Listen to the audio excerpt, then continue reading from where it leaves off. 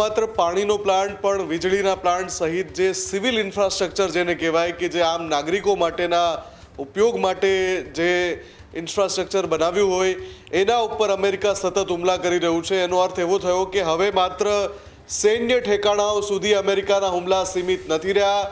America હવે જે પણ ટાર્ગેટ એને લાગે કે આ ટાર્ગેટથી ઈરાનને મોટું નુકસાન થશે, ચાહે સૈન્ય ઠેકાણું હોય, ચાહે નાગરિકોના ઉપયોગ માટેના ઇન્ફ્રાસ્ટ્રક્ચર હોય, એના ઉપર અમેરિકાના સતત હુમલા થઈ રહ્યા છે। અને જે રીતે સતત 8મી રાત અમેરિકા ઈરાન પર હુમલો કર્યો છે, ઈરાન પણ સતત 8 રાતથી વળતો જવાબ આપી રહ્યું છે, જોર્ડન, બહેરીન અને કુવૈતમાં વળતા હુમલા કરીને। પણ આ બધાની વચ્ચે સ્થિતિ એ બની રહી છે, હવે જે ચિત્ર ઊભું થઈ રહ્યું છે એવું થઈ રહ્યું છે કે જેવી રીતે યુક્રેન અને રશિયા 4 વર્ષ કરતાં વધારે સમયથી યુદ્ધ લડી રહ્યા છે અને યુદ્ધનો અંત ક્યારે આવશે એ ખબર નથી પડી રહી। કોઈ સમજૂતીની વાત ત્યાં નથી આવી રહી। ટ્રમ્પ પણ ત્યાં પ્રયાસ કરી ચૂક્યા કે યુક્રેન અને રશિયા વચ્ચે શાંતિ સ્થપાય, પણ એ પરિસ્થિતિ નથી પેદા થઈ રહી। હવે ઈરાને પણ કહી દીધું છે કે કોઈ પણ પ્રકારની સમજૂતી કે શાંતિ વાર્તા અમેરિકા સાથે નહીં કરવામાં આવે।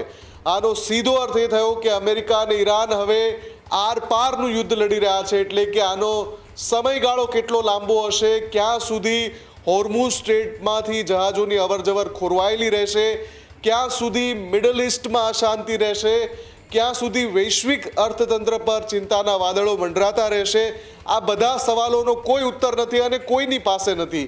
જેટલા પણ યુદ્ધ નિષ્ણાંતો છે એવું કહી રહ્યા છે કે જો અમેરિકાએ કોઈ ચોક્કસ લક્ષ્યાંક નિર્ધારિત કર્યો હોય, એટલે કે ઈરાનની અંદર સત્તા પરિવર્તન અથવા ઈરાનની અંદર જઈને કેટલાક જે બંદરો છે એના ઉપર કાબૂ મેળવો અને હોર્મુઝ સ્ટ્રેટ ઉપર નિયંત્રણ મેળવવું, આ પ્રકારના કોઈ લક્ષ્યો નિર્ધારિત કર્યા છે તો એ અમેરિકા માટે બિલકુલ એટલે બિલકુલ આસાન નહીં હોય। ઈરાને પોતાની જે મિસાઇલ કેપેબિલિટીઝ છે એને પણ જે યુદ્ધ વિરામનો સમય હતો એમાં ખાસી અપગ્રેડ કરી છે અને આ વખતે ઈરાન જે જવાબી હુમલા કરી રહ્યું છે એમાં એ અપગ્રેડેડ મિસાઇલનો પણ ઉપયોગ કરવામાં આવી રહ્યો છે। એટલે જ્યાં ઈરાન પાસે પૂરતી તાકાત છે, પૂરતી ક્ષમતા છે અમેરિકાના તમામ હુમલાનો વળતો જવાબ આપવાની, એટલા માટે અમેરિકા માટે કોઈ પણ રીતે એના નિર્ધારિત લક્ષ્યાંકો અચીવ કરવા આસાન નહીં હોય। જો અમેરિકા એવો પણ પ્લાન કરી રહ્યું છે કે ઇઝરાયલ સાથે મળીને બીજા તબક્કામાં ઈરાનની અંદર ઘૂસણખોરી કરીને ત્યાં જે જમીની વિસ્તાર છે એ પડાવી લેવો અથવા તો જે વ્યૂહાત્મક જે સ્થળો છે એના ઉપર કબજો મેળવી લેવો, તો પણ એ અમેરિકા માટે આસાન નહીં હોય।